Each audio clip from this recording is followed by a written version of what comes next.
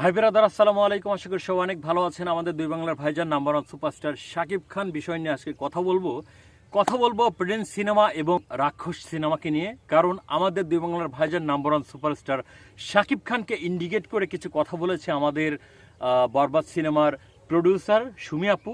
So সেই সুমি আপুর কথার আজকে কিছু জবাব দিব। অলরেডি আমি রিসেন্ট একটা ভিডিও আপলোড করেছিলাম, সেই ভিডিওতেও আমি কিছু কথা বলেছিলাম। তারপরেও আবার নতুন করে ভাবলাম যে কিছু কথা বলা উচিত।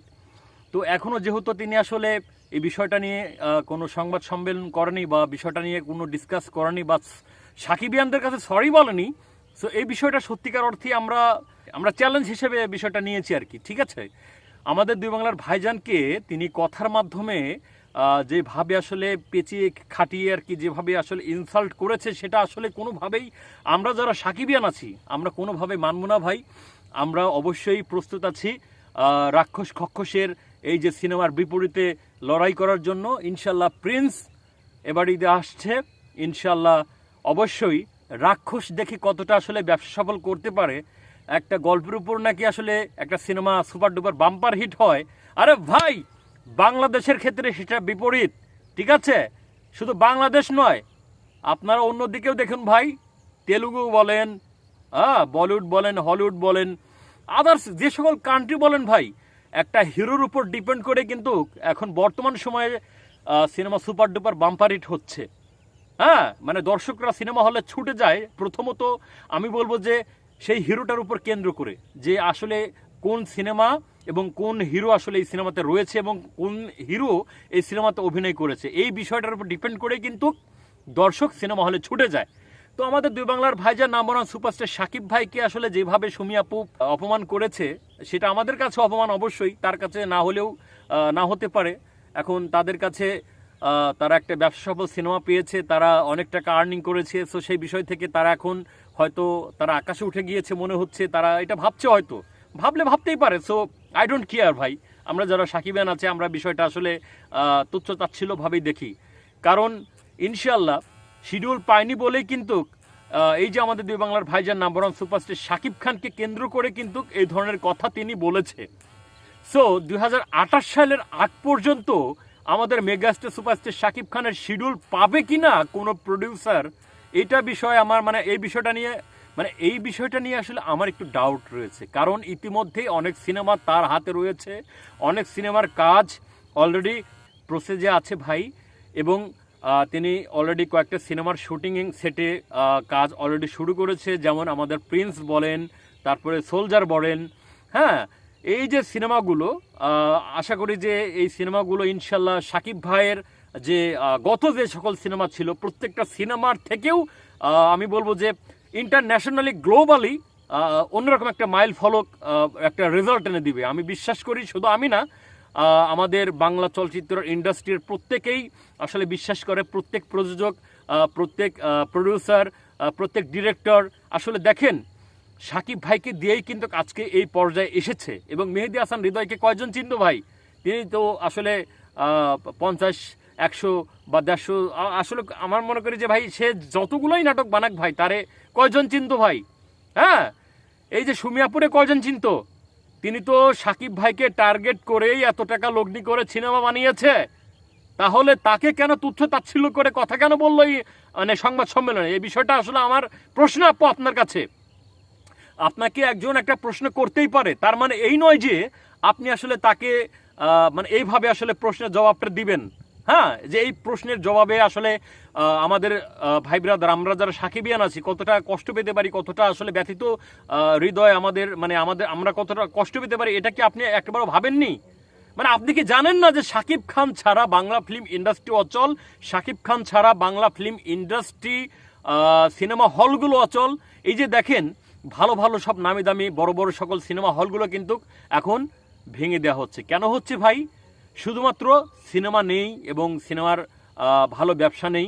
শুধু শাকিব ভাইয়ের উপর ডিপেন্ড করে, শাকিব ভাইয়ের উপর নির্ভর করেই আসলে সিনেমা হলগুলো এখন যে সংখ্যক আছে ভাই, এগুলো টিকে রয়েছে শুধু শাকিব ভাইয়ের জন্য ভাই। যে না ভাই, আমরা আসলে বছরে 2টা সিনেমা দিয়ে কোনোভাবে আসলে কাভার করতে পারছি আর কি।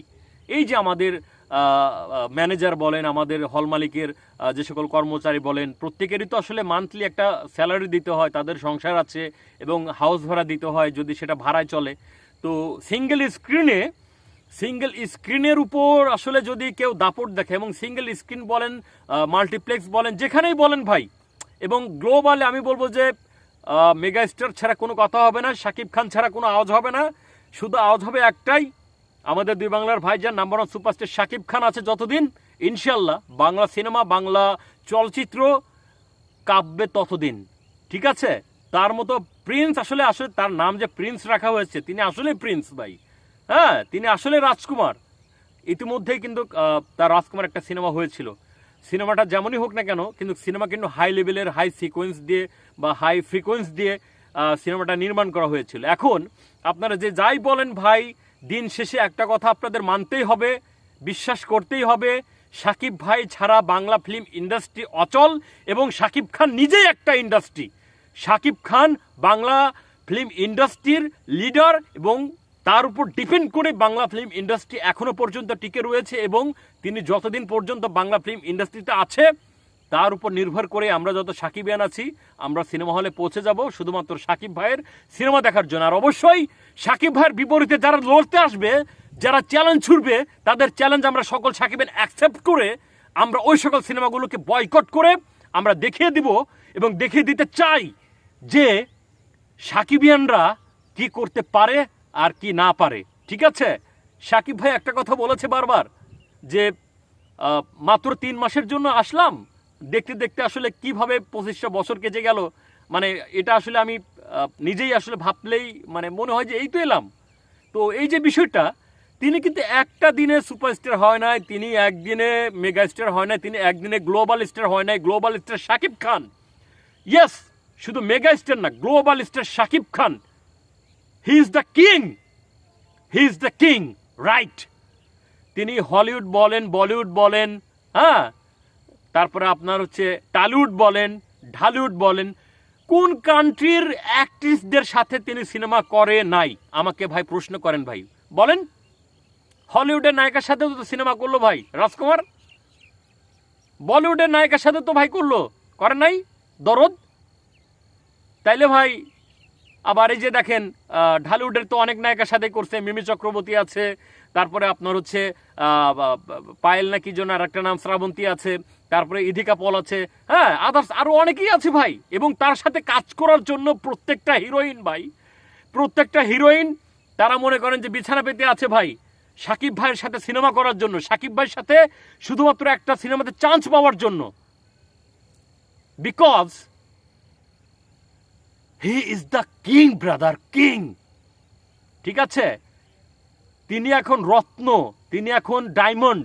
ডায়মন্ডের চাইতেও যদি কোনো কিছু আসলে থেকে থাকে, তিনি সেটা ভাই, সেটা।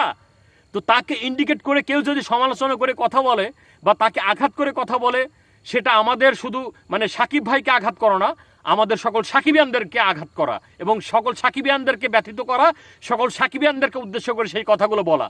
তো আমরা অবশ্যই প্রতিবাদ জানাই, সুমিয়াপুর প্রতি নিন্দা জানাই যে তিনি এই কথাটা কেন বললো, কিভাবে বললো, কোন প্রেক্ষিতে বললো, কে আসলে কি প্রশ্ন করলো না করলো, আসলে সে বিষয়টা তার মাথায় রাখা উচিত ছিল যে তিনি প্রথম প্রডিউস করেছে কাকে নিয়ে? সুপারস্টার শাকিব খানকে নিয়ে। তো তিনি সুপারস্টার শাকিব খানকে নিয়ে প্রডিউস করে এখন ব্যবসা সফল একটা সিনেমা করেছে, তিনি কিছু টাকা ইনকাম করেছে, তার কিছু টাকা হয়েছে, এখন অন্য অন্য সিনেমা বা অন্য অন্য হিরোদের সাথে তিনি কাজ করতেই পারে। Does not matter. I don't care, brother. I don't care, my sweet sister. Because আমরা সাকিবিয়ানদের দম সম্পর্কে বাংলা ফিল্ম ইন্ডাস্ট্রির সবাই জানে যে সাকিবিয়ানরা কি করতে পারে। একটা সিনেমা আমরা একবার ছেড়ে 5 বার 10 বারও দেখি আমরা ভাই। ঠিক আছে? আসলে বলার কি বলবো, আসলে বলার তো অনেক কথাই বলে ফেলেছে। হ্যাঁ, তিনি তো আজকে 2-1টা সিনেমা করে তিনি সুপারস্টার হয় নাই, তিনি গ্লোবাল স্টার হয় নাই, তিনি খড়কাট পুড়িয়ে আজকে এই পর্যন্ত এসেছে। তার এমনও রেকর্ড আছে ভাই, তার এমনও রেকর্ড আছে যে মাত্র 7 দিনে একটা সিনেমা কমপ্লিট করে দেখিয়েছে আমাদের মেগা স্টার ভাই, আমাদের বাংলার সাকিব ভাই, রাইট? মাত্র 7 দিনেও কিন্তু সিনেমা তিনি কমপ্লিট করে দেখিয়েছে, যেটা অসম্ভব। সেই সিনেমাটার নাম কি জানেন ভাই? সেটা হচ্ছে খনি শিকদার। তার অভিনয় স্কেলটা দেখেন ভাই, ওই সিনেমাতে অভিনয় স্কেলটা দেখেন। অভিনয় স্কেলটা দেখার পরে তারপরে বিবেচনা করেন যে মাত্র 7 দিন অভিনয় করার পরেও তার অভিনয় দক্ষতা এখানে কি ছিল, তিনি কিভাবে আসলে তিনি নিজেকে রিপ্রেজেন্ট করেছে, কিভাবে তার অভিনয় দক্ষতার মাধ্যমে পর্দায় তার অভিনয়গুলো ফুটিয়ে তুলেছে, তার এক্সপ্রেশনগুলো কি, তার অভিনয়গুলো কি, তার লুকগুলো কি ভাই, মানে আসলে কিছু বলার নাই ভাই। সবই হচ্ছে গড গিফটেড, ঠিক আছে? খোদা তাআলা যাকে দেয় তাকে আসলে এইভাবেই দেয়। হ্যাঁ, আবার অনেকে আছে যে আসলে না চাইতেই পায়।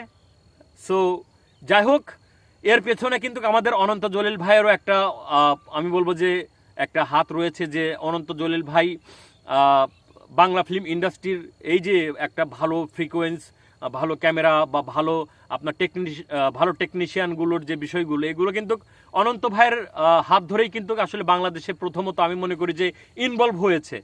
সো যাই হোক, অনন্ত জলিল ভাইয়ের প্রতি ভালোবাসা এবং রেসপেক্ট রেখে আমরা ভিডিওটা এখানে শেষ করতে চাই। আর অবশ্যই যারা সাকিবিয়ান এবং সাকিব ভাইকে নিয়ে উল্টাপাল্টা কথা বলবেন, তাদের জন্য কিন্তু ভাই আমরা রেডি, আমরা সকল সাকিবিয়ান রেডি ভাই। সো সবাই ভালো থাকবেন, সুস্থ থাকবেন এবং মন্দ হতে বিরত থাকবেন। ধন্যবাদ সবাইকে। আসসালামু আলাইকুম রহমতুল্লাহি অবরকাতুহু। আর অবশ্যই সাকিব ভাই সম্পর্কে কথা বলার আগে অন্তত একটা বার না 100 বার ভাইবা তারপরে সেই কথার জবাব দিবেন। সো ভাই ব্রাদার, এই ভিডিও সম্পর্কে আসলে আপনাদেরকে মতামত, যদি ভিডিওটা আপনাদের ভালো লাগে তাহলে অবশ্যই, যারা ফেসবুক থেকে দেখলেন তারা অবশ্যই ফেসবুকে লাইক, কমেন্ট, ফলো দিয়ে, শেয়ার দিয়ে আমাদের পাশে থাকবেন। আর অবশ্যই যারা ইউটিউব থেকে দেখলেন তারা অবশ্যই ইউটিউবে সাবস্ক্রাইব করে লাইক দিয়ে কমেন্টের মাধ্যমে আপনাদের মূল্যবান মতামতটুকু প্রকাশ করবেন। ভালো থাকবেন, সুস্থ থাকবেন এবং মন্দ হতে বিরত থাকবেন। ধন্যবাদ সবাইকে। আসসালামু আলাইকুম রহমতুল্লাহি ওয়া বারাকাতুহু।